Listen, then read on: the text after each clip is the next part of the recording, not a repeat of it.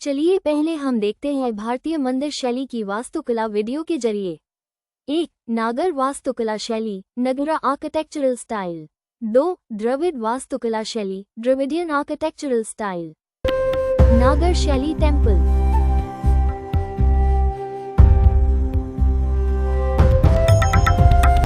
द्रविड़ शैली टेम्पल।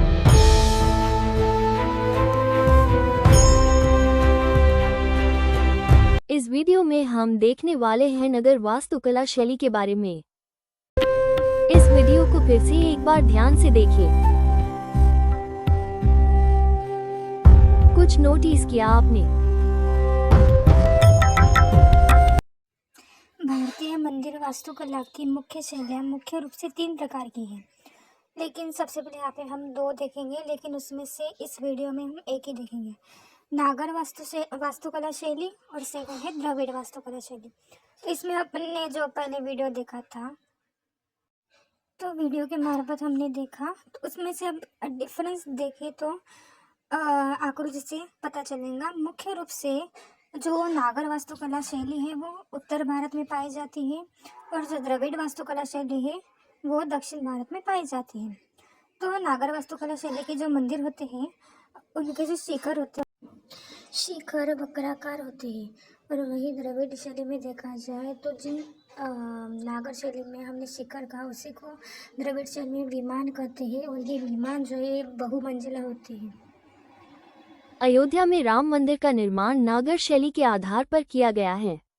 नागर शैली की मंदिर वास्तुकला, इसकी शुरुआत लगभग 5वीं शताब्दी ईस्वी में उत्तरी भारत में गुप्त काल के उत्तरार्ध में हुई थी। इसका विकास द्रविड़ शैली के साथ साथ हुआ, जिसकी उत्पत्ति उसी काल में दक्षिण भारत में हुई थी।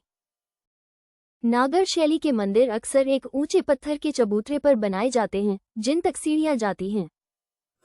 इस फोटो को ध्यान से देखिए, जहाँ जगती दिख रहा है वही चबूतरा होता है।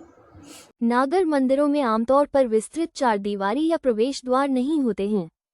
मुख्य मीनार में हमेशा गर्भगृह होता है। इस फोटो में देखिए गर्भगृह कैसे है, सेकंड वाली इमेज में मेन सैंक्टम। गर्भगृह के ऊपर स्थित शिखर नागर शैली का सबसे विशिष्ट पहलू है। शिखारा शब्द से तात्पर्य प्राकृतिक और ब्रह्मांडीय व्यवस्था के मानव निर्मित निरूपणों से है। शिखर पर स्थित अमलका या कलश एक विशिष्ट विशेषता है। इस फोटो में देखिए शिखर के ऊपर अमलका और कलश किस प्रकार होता है। नागर मंदिरों को शिखर के आकार के आधार पर उपविभागों में विभाजित किया गया है। नागर शैली के मंदिर में आमतौर पर गर्भगृह के चारों ओर परिक्रमा मार्ग होता है, साथ ही उसी अक्ष पर एक या अधिक मंडप हॉल होते हैं। इस फोटो में देखिए मंडप किस प्रकार है। इसकी दीवारों पर अक्सर विस्तृत भित्ति चित्र और नक्काशीदार आकृतियां बनी होती हैं। उदाहरण, मध्य प्रदेश में कंदरिया महादेव मंदिर, कोणार्क में सूर्य मंदिर, मोढेरा गुजरात में सूर्य मंदिर और गुजरात में ओसिया मंदिर। एडम हार्डी ने अपनी पुस्तक the temple architecture of India 2007 में उन्होंने नागर और द्रविड़ शैलियों को भारतीय मंदिर वास्तुकला की 2 महान शास्त्रीय भाषाएं के रूप में वर्णित किया है। नागर शैली की मंदिर वास्तुकला का वर्गीकरण एडम हार्डी ने शिखर शैली के आधार पर नागर शैली की मंदिर वास्तुकला का वर्गीकरण किया है। 1. वलाभी। 2. फामसना। 3. रेखा प्रसाद या लैटिना। 1. वलाभी, इनकी छतें तिपाईनुमा होती हैं और इनका डिजाइन आयताकार होता है। इस शैली का एक उदाहरण ग्वालियर में स्थित 9वीं शताब्दी का तेली का मंदिर है। तेली का मंदिर देखिए। 2. फामसाना, नागर शैली के ये मंदिर आकार में छोटे और आकार में चौड़े होते हैं। एक पिरामिड की तरह सीधी ढलान पर कई शिलाखंड मध्यम ढलान में ऊपर की ओर उठते हैं, जो इमारत के मध्य बिंदु के ठीक ऊपर एक बिंदु पर मिलते हैं। इस शैली का एक उदाहरण कोणार्क मंदिर का जगमोहन है। कोणार्क मंदिर देखिए किस प्रकार इसकी वास्तुकला है। रेखा प्रसाद या लैटिना ये पूर्व की शैलियों वल्लभी, फामसना से उत्पन्न हुई। इन मंदिरों में एक बुनियादी शिखर होता है, जो समान लंबाई की चारों भुजाओं वाला थोड़ा घुमावदार टावा होता है। ये 10वीं शताब्दी तक सबसे अधिक संदर्भित शैली बनी रही। उदाहरण, मध्य प्रदेश एमपी में मारखेड़ा स्थित सूर्य मंदिर और ओडिशा में स्थित श्री जगन्नाथ मंदिर। जगन्नाथ मंदिर। शेखरी 10वीं शताब्दी से ही मिश्रित लैटिना शैलियों का उदय होने लगा, जिससे शेखरी और भूमिजा शैलियों का विकास हुआ।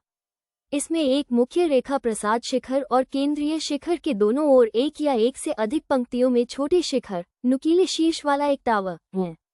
मिनी शिकारा को आधार और कोनों पर भी देखा जा सकता है। खजुराहो में स्थित कंदरिया महादेव मंदिर इस शैली का एक उल्लेखनीय उदाहरण है। कंदरिया महादेव मंदिर। भूमिजा। इसका विकास मालवा में परमार राजवंश के शासनकाल में हुआ था। इसमें क्षैतिज और ऊर्ध्वाधर पंक्तियों में ऊपर तक लघु शिखर बने होते हैं, जिससे प्रत्येक सतह पर ग्रिड जैसा प्रभाव उत्पन्न होता है। वास्तविक शिखर अक्सर पिरामिड के आकार का होता है।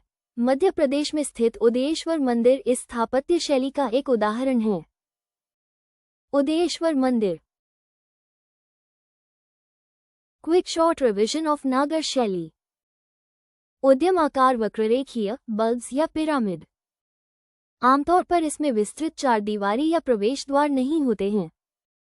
कई टावर होते हैं। मंदिर परिसर के अंदर आमतौर पर मंदिर के तालाब या बड़े जल भंडार नहीं होते हैं।